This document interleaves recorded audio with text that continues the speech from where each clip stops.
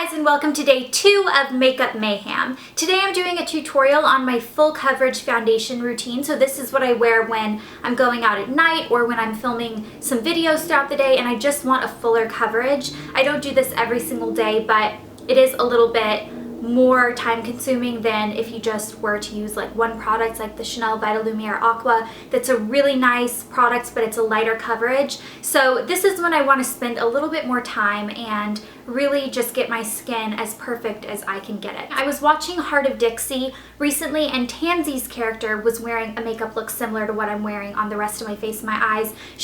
Her lips were a lot different, so I'll do that differently next time, but I decided to play around with it with my new Sephora blue eyeliner that I hauled in my Sephora haul. So I wanted to do like a makeup tutorial recreating it, but her lips are more pink, so I'm going to change that. So that might be coming later on in Makeup Mayhem because I think it's a fun like spring summer look that's a little bit just fun and colorful. So that might be coming, but for now I hope you guys enjoy my full coverage foundation routine. I'm going to start off with the Kate Somerville Goat Milk Cream. This is great for the daytime because I find that it gives me the most beautiful glow, but I'll admit it doesn't smell the best.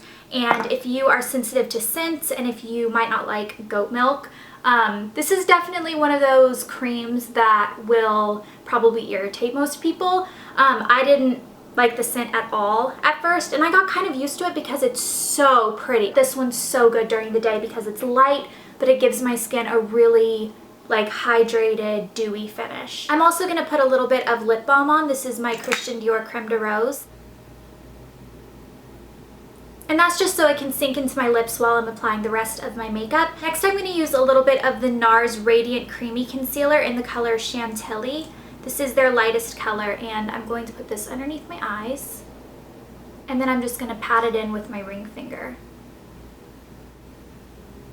And as you can see, this concealer is a little bit too light for my skin, but I find that it really brightens up my under eye area because I do have insomnia and my biggest skin issue is my under eye circles and bags. I'm going to mix two different products. The first one is the Burberry Fresh Face Glow, and this is actually like a radiant primer. You can use it by itself, you can use it under your foundation. I actually mix it in with my foundation, and I just find that it gives my skin a little bit more of a dewy finish. The Mercier Silk Cream Foundation is my go-to foundation. It's amazing, it's full coverage, and I have very, very dry skin. And this one doesn't make my skin look cakey like most full coverage foundations, so I just like mixing these, and the products I think work really well together. And the two products just kind of mix together as I start blending them out on my face. So I'm using my La Mer foundation brush just because my MAC one is currently being washed. I kind of press it into my skin when I want the full coverage effect. It just gives it a little bit more full coverage. It just builds up a little bit. And when I'm going out at night or when I want a really full coverage look, I just find that this is the best way to apply it. Next, I'm going to use a MAC paint pot in the color Painterly, which I find is a really good match for my natural skin tone. And I use this just to cover up any redness or discoloration on my eyelids instead of having to use a concealer or a foundation on your eyes. I used to just use my foundation like to go over my eyes, and then I would use a primer or a paint pot anyway. And I kind of thought after a while maybe it's not the best to do that because they're not made specifically for your eye area, and my eyes are prone to redness and under eye circles, and like my eye area is just like the hardest one for me to keep under control. So I thought it would be good to eliminate anything that wasn't formulated specifically for your eye area. The next product that I'm going to apply is the Chanel Vitalumiere Aqua, and my color's in BR22. You have to shake this one up really well or it will be like really liquidy and kind of gross when you apply it. I'm going to apply just a little bit of this with my fingers, and the reason that I'm layering the foundations isn't to get a fuller coverage. It's actually, this one's a pretty light coverage, but I just find that it has such a pretty finish. And the Mercier on its own still has a really, really pretty finish. This one I think is more of a satin. It just has a little bit more of a glow. And I always make sure to apply my paint pot before I apply my Chanel foundation because this foundation has fragrance in it. And I find that it doesn't irritate my skin at all, even though I have sensitive skin. It doesn't break me out or irritate it, but it does irritate my eye area. So if I get it too close to underneath my eyes and a little bit kind of gets in my eyes, it burns. So the Laura Mercier does not do that, so I'm less careful. But this one, I definitely make sure to avoid the entire under eye area. So just a little tip if you are to purchase this foundation. If I have any areas that I feel needs a little bit of extra coverage, my go-to concealer is the Clay to Peau concealer. And I'm just going to use this to cover up a little bit of hyperpigmentation that I have over here from old acne spots that I had. And maybe a little bit around my nose because that tends to get red, and then like right here. So I just use my ring finger to blend that out.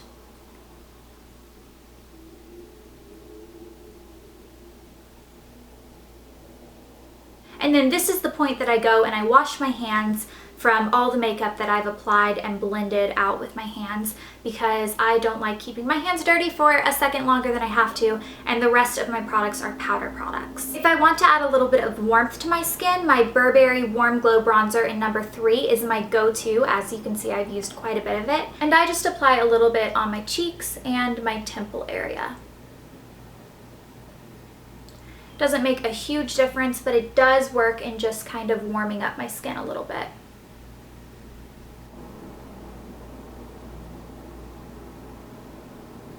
This is NARS Angelika. It's a really pretty pink with some sparkles, and my Chanel blush brush in number 7. And I'm just going to apply this to the tops of the apple of my cheek and pull it back a little bit. Next, I'm going to use a little bit of a highlighter. This is the MAC MSF in Soft and Gentle. This thing has been with me forever. I don't know how it hasn't cracked yet. It doesn't even have like a little compartment here, like a, not a compartment, like a mirror, not a mirror, like the plastic thing is gone. This thing has just been through the ringer. And I use MAC's brush in 188. I like this because it's kind of like a little angled brush. And I just go over the tops of my cheekbones and then down. And I know that's a little weird, like why would you highlight this area that tends to get oily on most people? My skin just loves highlighter, and so do I. The last thing I'm gonna do that kind of stays consistent throughout my entire like face routine is my eyebrows. So I'm going to use MAC's Omega eyeshadow with my little angled dual-ended brush from Sephora that I took from Blair.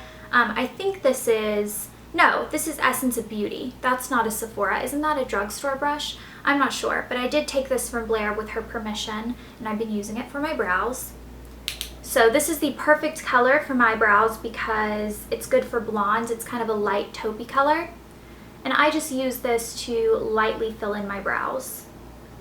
My brows get a little bit sparse right at the arch here. So I use the brow powder to kind of create more of a strong arch, and then to pull it down a little bit to kind of extend it. Because I think the rule is if you take a pencil from the corner of your eye to, I guess, your temple, your brow should end right there. So my brow ends a little bit short, so I just use this color to extend it out of it. So that's everything that I do to create a full coverage look that still looks natural and still looks like skin. It's not cakey and it lasts throughout the entire day. Like I said, I don't do this every day. Sometimes I will just use the Vitalumiere Aqua, which is a much lighter coverage.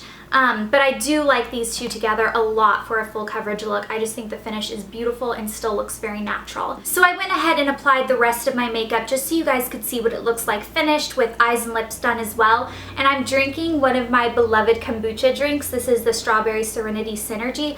I am obsessed with this, and I've mentioned it in videos before, but I haven't had one in a really long time. And it's good at balancing pH levels of your stomach if you drink coffee and you have a lot of like acidic things that you put in your stomach. I had a coffee and an orange juice this morning. Both of those are very acidic, and my tummy was kind of feeling a little off, so I was like, I'm gonna go get a kombucha, and this has already made me feel better, and I've only had that much, so I love this stuff. That was a total tangent that I just went off on. But I will probably have a similar tutorial to what this is coming up later on in Makeup Mayhem. Leave me a comment below if you would like to see that. And also just any Makeup Mayhem request.